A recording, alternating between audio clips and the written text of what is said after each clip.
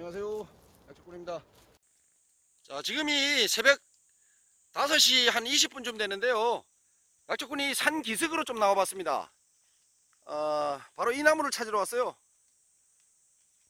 아시겠죠? 복숭아는 복숭아인데 아주 미니 복숭아가 달려 있습니다. 보십시오. 아래쪽은 뭐 이렇게 조롱조롱 달렸어요. 아주 작은, 청매실보다도 더 작은 열매가 달렸죠. 아시겠죠, 뭔지? 개복숭아입니다. 개복숭아, 돌복숭아라고 부르기도 하죠.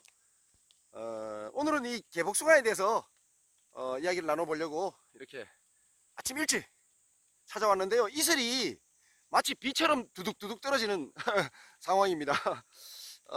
이 카메라를 여기에 두고 촬영을 할까요? 아니면 이 이슬을 피해서, 자, 어떻습니까? 여기 지금 나무 밑에 제가 숨었습니다. 이 개복숭아를 보면서 개복숭아에 대한 이야기를 시작하도록 하겠습니다. 자, 이 개복숭아 나무는 그 장미과에 속하는 그 교목성 낙엽 지는 그 과수 나무고요. 4, 5월쯤에 그 연홍색 꽃, 일반적으로 복사꽃이라고 불렀죠. 옛날에 복사꽃이 피면은 그렇게 관상용으로 가치가 높습니다. 산에서 자라는 개복숭아는 재배하는 그 대가종 복숭아보다 매우 작고, 이 복숭아 이 과피에 털이 엄청나게 많이 붙어 있습니다. 뭐 보잘것없는 열매라고 볼 수 있지만 약효가 그 기존 재배 복숭아보다 훨씬 뛰어나서 근래 아주 유명해졌죠. 그 약초꾼이 어렸을 때는 이 개복숭아를 삶아서 먹었습니다. 삶아도 그 신맛은, 단맛도 살짝 나지만 신맛은 그대로입니다. 침이 고이는 정도죠. 약초꾼이 그 어렸을 때는 이 복숭아 안에 들어있는 그 복숭아에는 그 약을 안 치니까 어렸을 때는 그 벌레가 엄청 들어 있었습니다. 그 약초꾼이 어렸을 때는 그 어른들이 그 안에 든 그 벌레를 모르고 먹으면 예뻐진다고 해서 약초꾼이 아주 순진하게도 그 벌레를 많이 먹었던 기억이 납니다. 아마 그 연세가 60대쯤 되는 분들은 아마 어렸을 때 이 개복숭아를 삶아 먹거나 벌레를 피해가면서 조금씩 먹었던 기억이 있을 겁니다. 그런데도 불구하고 이제 이 식품으로 등록이 불과 수년 전에나 되었다는 사실 모르고 계셨죠? 식품으로 등록은 등록이 된 지는, 정식으로 된 지는 몇 년 되지가 않았습니다. 옛날부터 우리는 먹었던 과일인데 말이죠. 이 개복숭아를 다른 이름으로는 그 또 돌복숭아라고 부르기도 하죠. 개복숭아든 돌복숭아든 그냥 토종복숭아 하면 참 좋을 것 같은데 말이죠. 그 야생에서 자라는 이 개복숭아는 그 농약을 치지 않기 때문에 익을 때쯤 되면은 이 온통 벌레가 들어가지고 열매에서 그 막 진이 줄줄 흘러나올 정도가 되고요. 갈라지기도 하고 해서 먹을 것이 없습니다. 별로.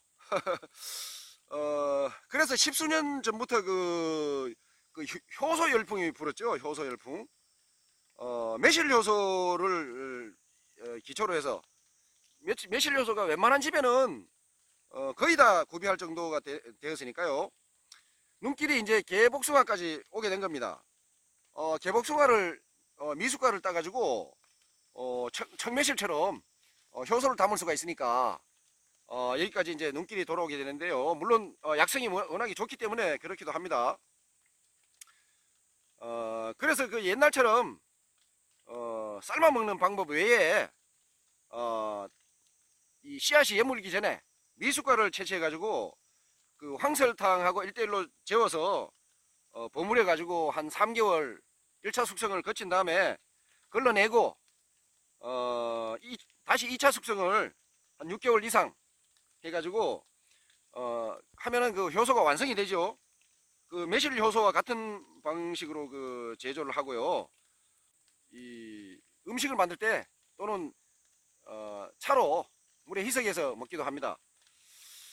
주의할 거는 이 개복숭아를 처음에 채취해서 효소를 버무리기 전에 이 꼭지하고 과피에 묻은 이 털을 꼼꼼히 씻어서 제거를 잘 해야 된다는 거 하고요. 미숫가를 채취해야 된다고 말씀드렸는데, 씨앗이 여물어 버리면 이 씨앗에는 독성이 생깁니다. 그래서 안에 씨앗이 여물기 전에 채취해서 효소를 담는 걸로 반드시 기억하셔야 되고요. 이 개복숭아 효소는 그 각종 요리에 매실 효소와 마찬가지로 그 첨가제로 다양하게 쓸 수가 있고요. 그 물에 희석해서 음료수로 먹으면 그 기관지를 보호하는데 아주 좋은 차가 됩니다. 물론 뭐 깨끗이 씻어서 당금주를 담아서 먹기도 하는데요. 별 맛은 없습니다. 당금주를 담을 때도 이 털을, 과피에 묻은 털을 깨끗이 제거해야 된다는 사실 잊어서는 안 되겠고요. 개복숭아에는 베타카로틴, 유기산, 펙틴 등의 그 다양한 그 영양소가 들어있고요.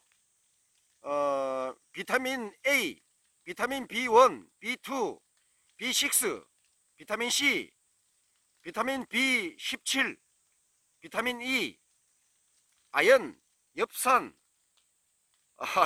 상당히 많은 그 칼륨, 칼슘 등의 그 다양한 그 영양소가 들어 있다고 하고요. 그 요새 그 미세먼지로 인해서 그 기관지들이 많이 약해져 있는데, 기관지에 특히 좋고요. 기침을 잡고 신경을 안정시키고요. 그 피로 회복에도 좋고요. 몸속의 그 염증을 없애주는 효능이 있습니다. 활성산소를 우리 몸속에 생기는 활성산소를 제거해주고 항노화, 항암 등에도 좋은 과일입니다. 이 개복숭아를 약으로 쓸 때는 미숫가를 채취하고요. 꽃도 채취가 가능하고요. 껍질도 가능하고 씨앗도 완전히 여물어는 씨앗도 약으로 쓸 수가 있습니다. 그 미숫가는 4월에서 한 6월 사이에 채취해서 껍질에 있는 이 흰 솜털을 깨끗이 제거하고 햇빛에 말려서 약으로 쓰고요. 그 약재로서의 성미는 맛은 시고 쓰고 성질은 평한 편에 속하고요. 생신, 그러니까 생진, 그러니까 우리 몸속에 진액을 생성하고 나이가 들면 진액이 점점 말라 들어갑니다. 그 진액을 생성해 주는 작용이 있고요. 산어, 피 속의 그 덩어리를 흩어지게 하는 작용이 있고요. 피를 멈추게 하는 지혈작용이 있습니다. 유정, 남자들의 그 잠잘 때 저절로 나오는 정액이 흘러나오는 그 증상을 유정이라고 하는데요. 유정, 그리고 이제 식은땀이 날 때, 그 다음에 심복통, 임신 하혈, 토혈 등에 쓰이고요. 꽃은 봄에 꽃이 필 때, 활짝 피었을 때 채취해서 그늘에 말려서 약으로 쓰고요. 약명으로는 도화라고 부릅니다. 약재로서의 성미는 맛은 쓰고 성질은 평하고 독이 없습니다. 위장, 간장, 신경에 주로 작용을 하고요.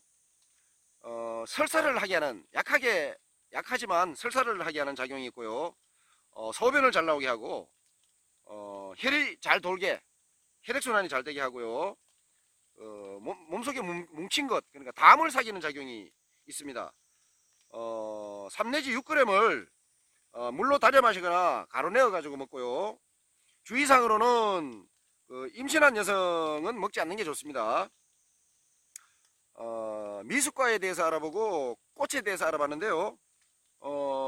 그리고 이제 껍질, 나무의 가지의 껍질은 그 늦여름에 속껍질을 채취해서 그 껍질을 긁어버리고요.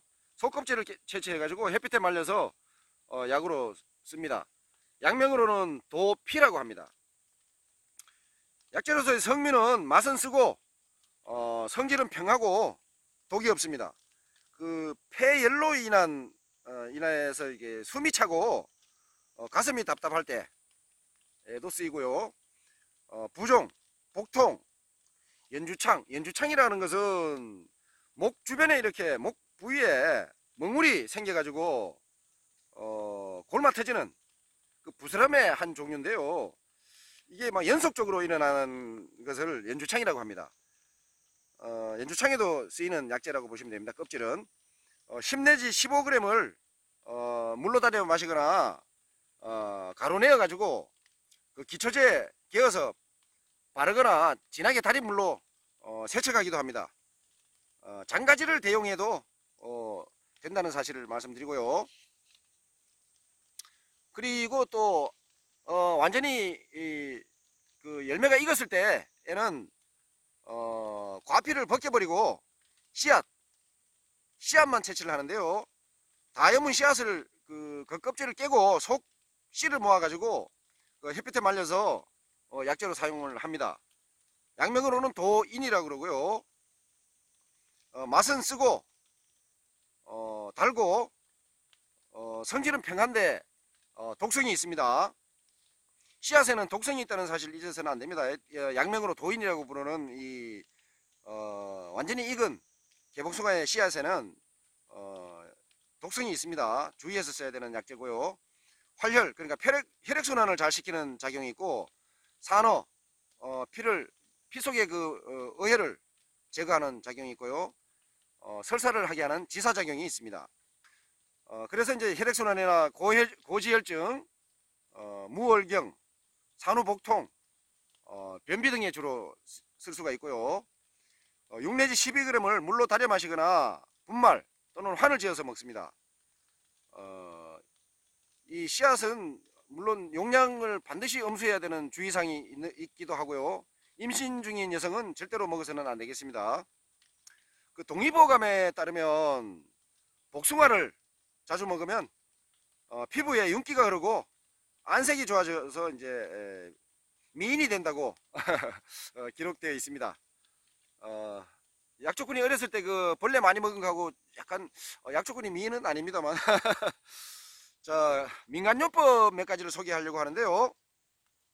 그 여름철에 잎을 따가지고 한 500g 정도, 생잎인 경우에는 그렇고 말렸을 때는 한 6, 70g을 그 목욕할 때 입욕제로 그 넣으면 피부에 생기는 뭐 습진이나 가려움증, 땀띠 등을 없애고 피부를 곱게 하는 작용이 있습니다. 그리고 비염이나 축농증 같은 이 코병에는 잎을 그 비벼 가지고 코에 꽂으면 시원하고 시원함을 느끼고요. 낫는 것까지는 글쎄요 좀 무리인 게 아닌가 하는 생각을 해봅니다.